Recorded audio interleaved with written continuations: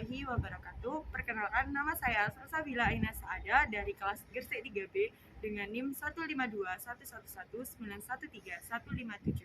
Berikut merupakan hasil dari penyuluhan tentang stunting pada anak dan juga balita dengan sasaran ibu-ibu di Dusun Wates dan saya sajikan dalam bentuk video. Selamat menyaksikan. Baik, berikut merupakan leaflet yakni sebagai media penyampaian dalam penyuluhan saya pada pagi hari ini, yaitu stunting pada anak. Di dalam leaflet ini sudah tertera adanya pengertian tentang stunting secara ringkas, cara pencegahan stunting, dan juga mengenali 3 penyebab stunting. Leaflet ini didesain untuk bisa dipahami oleh audiens secara mudah. Oke. Baik, sebelum saya memaparkan materi, di sini saya Salsabila Aina Saada dari kelas Gersik 3B dengan NIM 152111913157157 akan memaparkan satuan acara penyuluhan SAP pada pencegahan stunting pada balita. Oke. Untuk pokok bahasan yang pertama yaitu pencegahan stunting pada balita, di mana sasarannya yaitu ibu-ibu Dusun Wates, tempatnya di Dusun Wates, RT 1 RW 3, Desa Panan, Kecamatan Dusun, Kabupaten Gersik, pada hari Sabtu tanggal 17 Desember 2022 dengan waktu 30 menit. Metodenya yaitu ceramah dan juga tanya jawab. Penyuluh pentingnya pencegahan stunting pada balita, di mana pada SAP ini tujuan umum yaitu setelah dilakukan penyuluhan diharapkan orang tua anak dapat mengetahui dan memahami bagaimana mencegah stunting. Kemudian tujuan khususnya yaitu setelah dilakukan penyuluhan kesehatan diharapkan pasien dan keluarga pasien dapat mengetahui tentang definisi stunting, penyebab stunting, dampak stunting, cara mencegah stunting, zat gizi mikro yang berperan untuk menghindari stunting. Oke, untuk subpokok bahasan ada 5 seperti yang saya jelaskan tadi. Untuk medianya yaitu laptop, PPT, dan juga leaflet. Kegiatan penyuluhan yang pertama pembukaan selama 5 menit, kemudian penyajian dan diskusi itu 20 menit, kemudian penutup yaitu 5 menit. Oke, untuk materinya terlampir dan akan saya paparkan pada saat pemaparan materi. Untuk evaluasi tersendiri ada 3, yaitu yang pertama evaluasi terstruktur, yaitu adanya koordinasi antara pemateri, peserta penyuluhan, dan panitia penyelenggara selama acara penyuluhan berlangsung. Kemudian persiapan acara penyuluhan dapat dilakukan dengan baik. Sebelum penyuluhan telah dilakukan penyajian penyuluhan dengan pihak terkait. Yang kedua yaitu evaluasi proses, peserta aktif mendengarkan dan menyimak acara penyuluhan, peserta aktif bertanda topik yang dibahas pada sesi tanya jawab, peserta mampu merespon pertanyaan yang diberikan pemateri, dan yang ketiga yaitu evaluasi hasil, peserta mampu menjelaskan kembali materi yang telah disampaikan dengan benar melalui pertanyaan lisan meliputi pengertian stunting, cara mencegahnya, dan zat gizi yang berperan menghindari stunting. Ini sekilas tentang materi penyuluhannya yang nantinya akan saya sampaikan pada saat sesi penyajian materi. Oke, ini untuk daftar pustaka dari SAP. Sekian dari SAP dari saya. Wassalamualaikum warahmatullahi wabarakatuh. Assalamualaikum warahmatullahi wabarakatuh. Shalom, swastiastu, namo buddhaya, dan salam kebajikan. Selamat pagi dan salam sejahtera untuk kita semua. Yang kami hormati Ibu Kepala Dusun Wates, Kecamatan Kebumas, Kabupaten Gersik. Yang terhormat Ketua PKK Dusun Wates, Kecamatan Kebumas. Yang terhormat jajaran PKK Dusun Wates, Kecamatan Kebumas, serta ibu-ibu dan bapak-bapak yang telah hadir pada penyuluhan pagi hari ini. Kami ucapkan selamat datang dan selamat bergabung untuk para ibu-ibu sekalian. Semoga kita dapat mengikuti acara penyuluhan pada hari ini secara aktif dan partisipatif. Sebelumnya, perkenalkan, nama saya Ami Sofia, selaku MC dan moderator yang akan memandu jalannya acara selama beberapa jam ke depan. Untuk mengawali acara pada pagi hari ini, marilah kita buka acara penyuluhan stunting dengan bacaan bismillah bersama-sama. Bismillahirrahmanirrahim. Baik, selanjutnya untuk acara yang akan kita lakukan pada hari ini yaitu pembukaan, sambutan, pemaparan materi, tanya jawab, sesi kuis, dan sesi penutupan serta dokumentasi. Baik, untuk selanjutnya yaitu kita akan mendengarkan sambutan dari Ketua Pelaksana Penyuluhan Stunting kepada Kak Salsabila Aina Saada. Waktu dan tempat dipersilakan.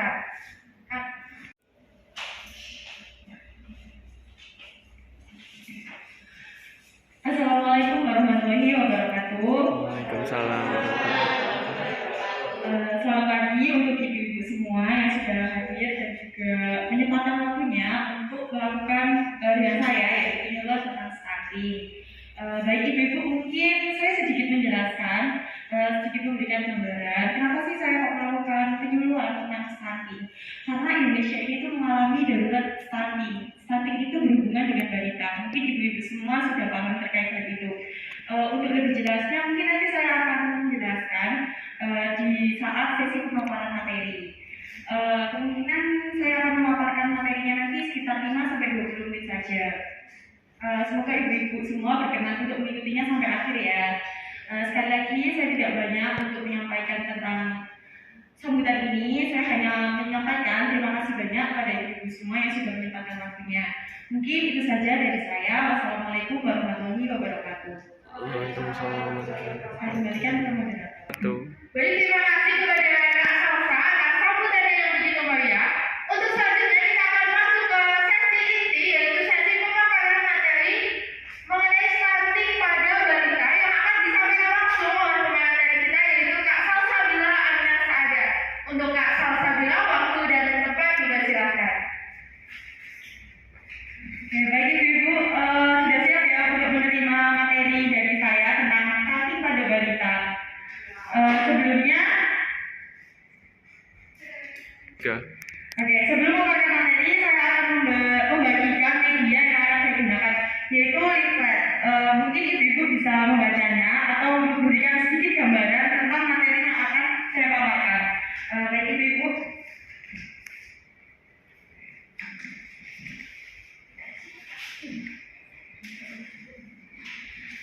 Oke. Di situ sudah tertampak di covernya ya ibu, di leaflet itu ada stunting pada anak dan juga pada balita. Selanjutnya, nah di sini nanti apa saja sih yang akan kita bahas terkait stunting ini? Yang pertama yaitu ada definisi stunting, kemudian penyebab dari stunting, kemudian ada dampak dari stunting. Dari dampak tersebut kita akan mengetahui cara mencegah stunting dan juga kita akan membahas tentang zat gizi mikro yang berperan untuk menghindari stunting. Dari sini mungkin ibu-ibu nanti bisa menyiapkan tentang. Nah, di sini ada stunting pada balita. Apa sih itu stunting? Stunting merupakan istilah untuk penyebutan anak yang tumbuh tidak sesuai dengan ukuran yang semestinya, yaitu biasa disebut dengan bayi pendek. Kemudian stunting yaitu keadaan tubuh yang sangat pendek hingga melampaui defisit di bawah median panjang atau tinggi badan populasi yang menjadi referensi internasional. Stunting adalah keadaan di mana tinggi badan berdasarkan umurnya itu rendah atau keadaan di mana tubuh anak lebih pendek dibandingkan dengan anak-anak lain seusianya. Stunting merupakan tinggi badan yang kurang menurut umur ditandai dengan terlambatnya pertumbuhan anak yang mengakibatkan kegagalan dalam mencapai tinggi badan yang normal dan sehat sesuai usia anak. Stunting merupakan kekurangan gizi kronik atau kegagalan pertumbuhan di masa lalu dan digunakan sebagai indikator jangka panjang untuk gizi kurang pada anak. Jadi ibu untuk bahasa umumnya, stunting itu terjadi pada anak. Nah, anak itu ini ada referensi internasional itu anak sekian tinggi badannya sekian. Namun pada bayi yang mengalami stunting itu tidak sesuai dengan umurnya, jadi lebih pendek. Begitu. Kemudian di sini juga kesimpulan tentang stunting. Jadi lebih ringkasnya, stunting itu merupakan kondisi kurang gizi kronik yang ditandai dengan tubuh pendek pada anak balita, yaitu di bawah 5 tahun. Anak yang mengalami stunting akan terlihat pada saat menginjak usia 2 tahun. Jadi kalau sebelum usia 2 tahun itu anak tidak bisa dideteksi mengalami stunting karena biasanya pertumbuhan tinggi badan itu akan terlihat pada usia 2 tahun. Oke, dari sini. Nah, kita akan mengenali tentang 3 penyebab stunting. Apa aja sih 3 penyebab stunting? Di leaflet juga sudah tertera tentang 3 penyebab stunting. Yang pertama ada gizi buruk, kemudian infeksi berulang, dan juga kurangnya stimulasi sosial. Di sini saya terangkan sedikit tentang gizi buruk ya. Gizi buruk yang terjadi pada anak biasanya karena rendahnya akses terhadap makanan bergizi akibat faktor ekonomi atau kurang bervariasinya makanan yang diberikan. Makanan yang diberikan pada bayi seharusnya bisa memenuhi 4 sehat 5 sempurna untuk mencukupi tubuh kebutuhan vitamin dan mineral bayi. Jadi ibu-ibu meskipun bayi itu tidak bisa makan makanan, itu mungkin dari ibu-ibunya sendiri itu bisa berkreasi untuk membuat makanan-makanan pendamping untuk bayinya yang memenuhi 4 sehat dan juga 5 sempurna. Kemudian infeksi berulang itu bisa disebabkan oleh 2 hal. Yang pertama yaitu kurangnya akses ibu dan anak ke fasilitas layanan kesehatan. Di sini yang dimaksud itu kalau bisa anaknya itu diikutkan imunisasi setiap bulan ya. Jadi nanti di imunisasi itu bisa melihat tentang kesehatan anak-anak ibu. Kemudian yang kedua yaitu pola hidup yang tidak bersih seperti kesulitan akses air bersih atau tinggal di tempat yang tidak bersih. Jadi lingkungan itu juga berpengaruh untuk anak-anak yang akan mengalami stunting. Kemudian yang ketiga yaitu adanya kurangnya stimulasi sosial. Selain harus diberikan gizi yang cukup, bayi juga harus berinteraksi dengan orang yang menjaganya. Ini akan membuat bayi tidak hanya tumbuh, namun juga berkembang secara optimal. Mungkin itu sedikit gambaran tentang ringkasnya penyebab dari stunting. Baik ibu-ibu, selanjutnya yaitu, kita akan mengenali tentang faktor penyebab dari stunting. Yang pertama yaitu faktor gizi ibu sebelum dan selama kehamilan merupakan penyebab tidak langsung yang memberikan kontribusi terhadap pertumbuhan dan perkembangan janin. Ibu hamil dengan gizi kurang akan menyebabkan janin mengalami intrauterine growth retardation yaitu IUGR, sehingga bayi akan lahir dengan kurang gizi dan mengalami gangguan pertumbuhan dan perkembangan. Itu yang pertama. Kemudian yang kedua yaitu anak-anak yang mengalami hambatan dalam pertumbuhan disebabkan kurangnya asupan makanan yang memadai dan penyakit infeksi yang berulang dan meningkatkan kebutuhan metabolisme serta mengurangi nafsu makan sehingga meningkatnya kekurangan gizi pada anak. Keadaan ini semakin mempersulit untuk mengatasi gangguan pertumbuhan yang akhirnya berpeluang terjadinya stunting. Di poin kedua ini sedikit tadi sudah saya jelaskan di awal ya untuk ibu.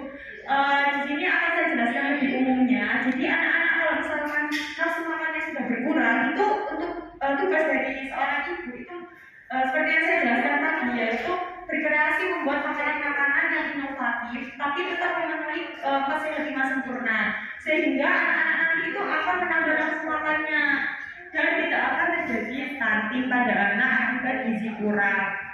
Kemudian yang ketiga yaitu faktor-faktor kemiskinan seperti sosial budaya dan politik.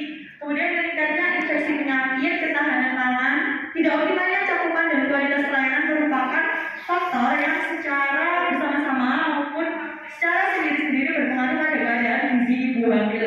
Kekurangan gizi mikro, asupan energi yang rendah, dan tidak optimalnya pemberian air susu ibu. Di sini poin ketiga ini saya tekankan pada kemiskinan, sosial budaya dan geopolitik ya ibu. Kemiskinan itu kenapa sih berdampak pada stunting? Karena biasanya pada saat ibu hamil itu kan perlu asupan lebih seperti susu yang khusus ibu hamil dan lain sebagainya. Nah itu kan membutuhkan uang lebih umumnya. Jadi kalau misalkan adanya faktor kemiskinan ini maka akan berpengaruh terhadap gizi-gizi yang akan masuk pada ibu dan juga anak yang ada dalam kandungannya. Saya lanjutkan. Nah, sebelum saya lanjutkan ke dampak dampak stunting, yang pertama yaitu stunting dapat mengakibatkan penurunan intelijensi yaitu IQ sehingga prestasi belajar menjadi rendah dan tidak dapat melanjutkan sekolah. Karena itu anak yang menderita stunting berdampak tidak hanya pada fisik yang lebih pendek saja, tetapi juga pada kecerdasan, produktivitas dan prestasinya kelak setelah dewasa. Di sini menyinggung sedikit tentang intelijensi IQ. Mungkin ibu-ibu sebagai sudah mengetahui ya tentang apa itu IQ. Namun saya akan menjelaskan sedikit tentang IQ. IQ itu merupakan cara pengukuran pada kecerdasan pada anak. Jadi nanti itu ada tes sendiri yang nantinya kita akan mengetahui berapa sih IQ dari anak tersebut. Untuk rata-rata dari IQ itu 100 sampai 104. Nah, jika di bawahnya rata-rata, maka anak tersebut dikatakan mengalami penurunan intelijensi atau IQ. Jadi IQ-nya itu rendah sehingga nanti akan berdampak pada kecerdasan anak tersebut hingga kelak setelah dewasa.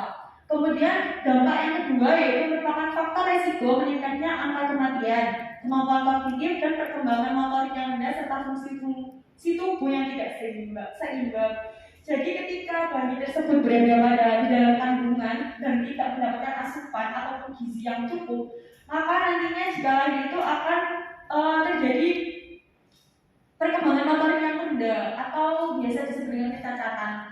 Kemudian yang ketiga yaitu stunting menunjukkan ketidakcukupan gizi dalam jangka waktu yang panjang, yaitu kurang energi dan protein, juga beberapa zat gizi mikro. Nanti akan di akhir akan saya jelaskan apa aja sih yang dibutuhkan pada anak terkait gizi mikro ini. Nah, di sini ada pencegahan stunting. Yang pertama yaitu mencegah stunting pada balita. Di leaflet juga sudah saya rangkum sedikit tentang pencegahan stunting, ada 9. Yang pertama yaitu ibu hamil makan lebih banyak dari biasanya. Kenapa sih ibu hamil itu harus lebih banyak makan daripada biasanya? Karena di dalamnya itu ada 2 nyawa yang harus dipenuhi gizinya. Kemudian yang kedua yaitu konsumsi tablet penambah darah ketika hamil. Ketiga, atasi kekurangan iodium pada ibu hamil. Yang keempat, ASI eksklusif bayi mulai umur 0 sampai 6 bulan itu sangat penting pada pencegahan stunting ini ya. Kemudian yang kelima yaitu pemberian ASI hingga 23 bulan didampingi MPASI. MPASI itu makanan pendamping ASI. Kemudian yang keenam yaitu menanggulangi kecacingan. Ketujuh, memberikan imunisasi dasar lengkap pada bayi. Dan yang kedelapan, akses terhadap air bersih. Kemudian yang terakhir ada gunakan selalu jamban sehat.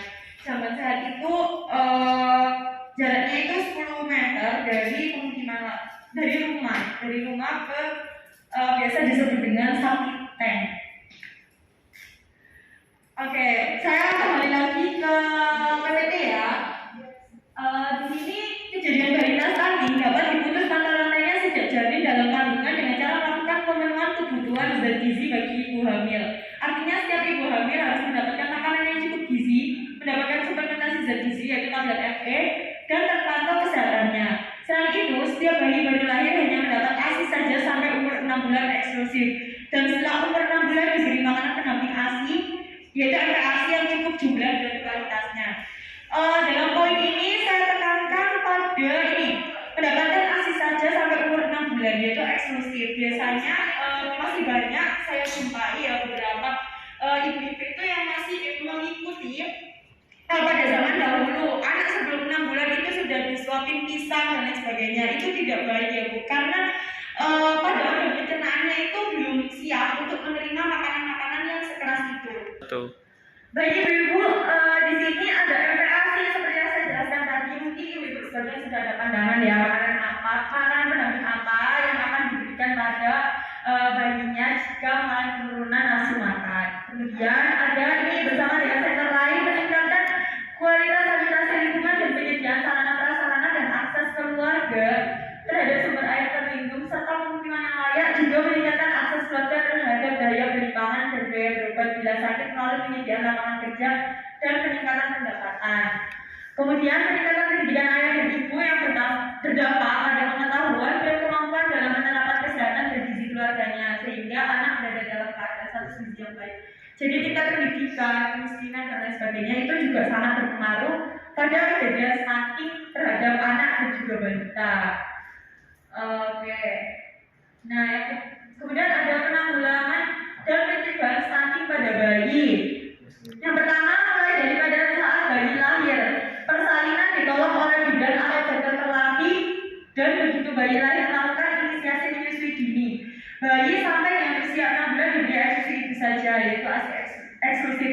Pada saat bayi lahir, mungkin sekarang sudah banyak ya ibu yang sudah mengetahui tentang pengetahuan bahwasanya kalau melahirkan itu harus ke bidan ataupun dokter di rumah sakit dan juga pelayanan kesehatan terdekat. Karena dari kasusnya itu pada zaman dulu itu masih banyak ibu-ibu itu yang masih melahirkan itu di rumah dengan caranya sendiri. Kemudian pada bayi usia 6 bulan hingga 2 tahun,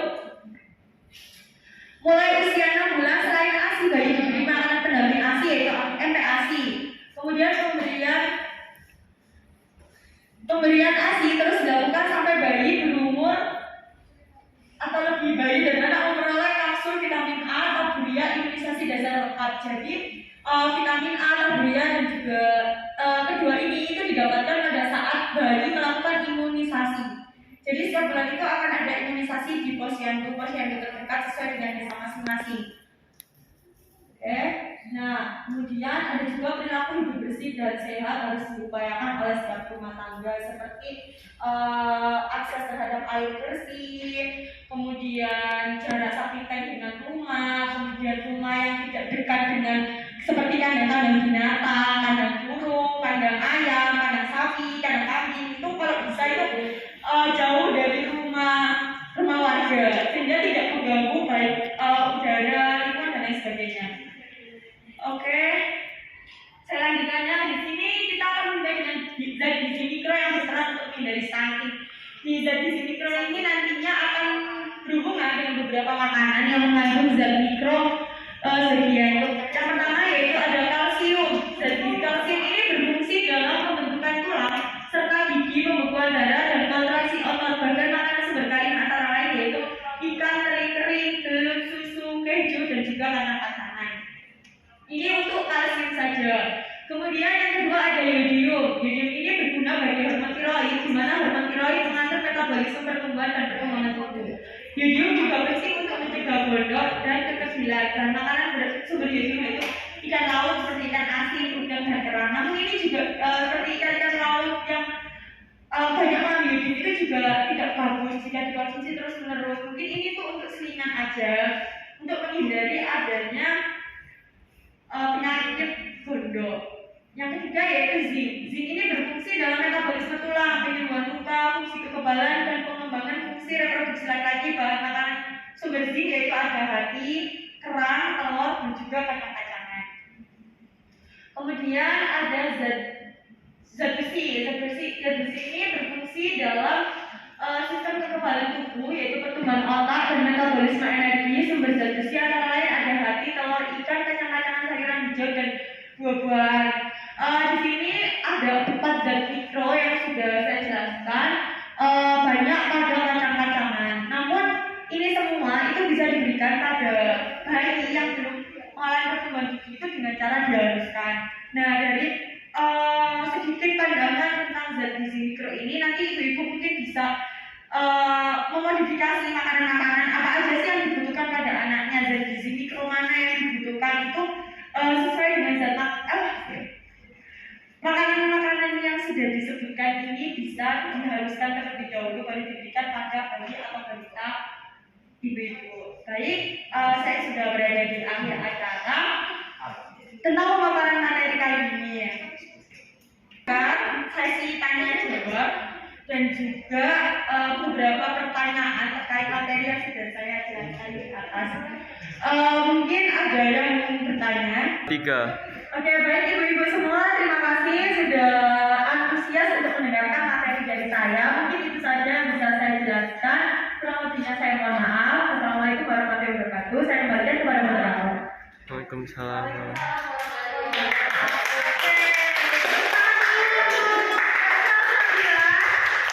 Bagaimana ibu-ibu, apakah materinya mudah dipahami? Kalau begitu kita akan masuk ke sesi tanya jawab. Kepada ibu-ibu yang ingin bertanya, silahkan untuk mengajukan pertanyaannya dengan mengangkat tangan. Silahkan ibu-ibu dan bapak-bapak. 1. Bapak-bapak 1, 2, 3. Baik, silahkan untuk ibu-ibu yang ingin mengajukan pertanyaannya. Iya. Ya, dengan ibu siapa? Sofi. Oke, Ibu Sofi, pertanyaannya apa Ibu? Berapa presentasi angka stunting yang diminta oleh WHO di setiap negaranya itu sendiri? Oke, berapa presentasi stunting yang ditetapkan oleh WHO untuk setiap negara? Mungkin untuk Mbak Salsa akan langsung dijawab. 3. Oke, baik, terima kasih untuk pertanyaannya pada Ibu Sofi. Di sini saya menjelaskan yang bukan di WHO ya. Itu yang tadi yang ditanyakan itu berapa presentasinya. WHO sendiri itu meminta presentasinya itu kurang dari 20%, di mana itu dari jumlah anak dan juga balita pada setiap negara. Jadi nanti tinggal dihitung berapa jumlahnya. Kalau yang diminta WHO itu kurang dari 20%. Jadi kalau misalkan lebih dari 20%, itu artinya negara tersebut itu sudah darurat stunting seperti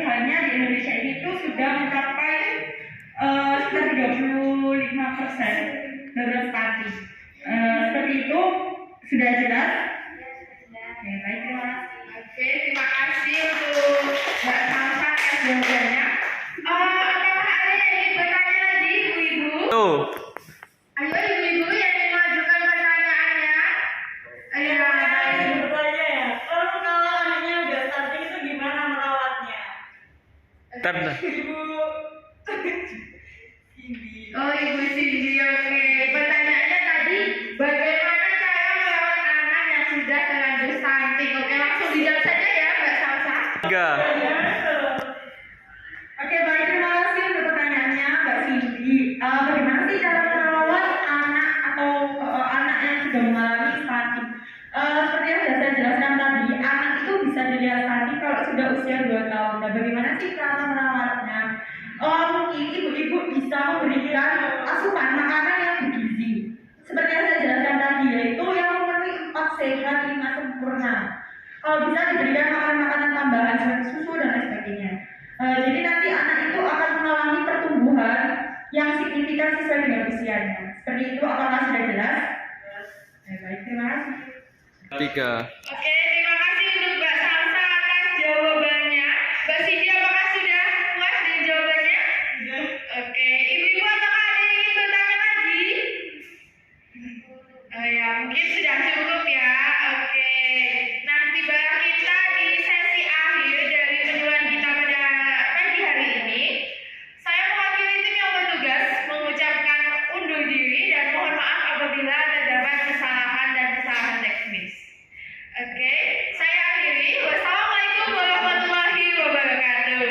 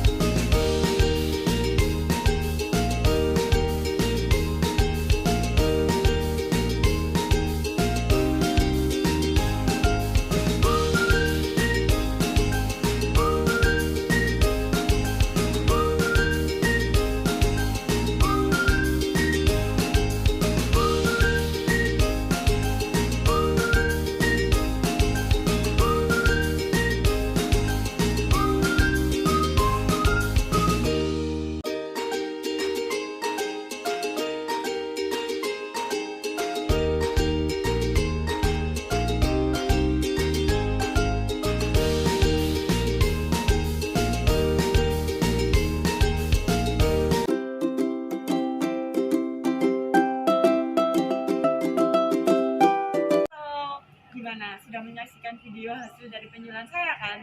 Jadi di video penyuluhan tadi itu saya menjelaskan yang pertama ada leaflet, kemudian ada SAP, di mana SAP itu merupakan dasar dari dilaksanakannya penyuluhan ini. Jadi rancangan-rancangan pada penyuluhan ini itu ada di SAP tersebut.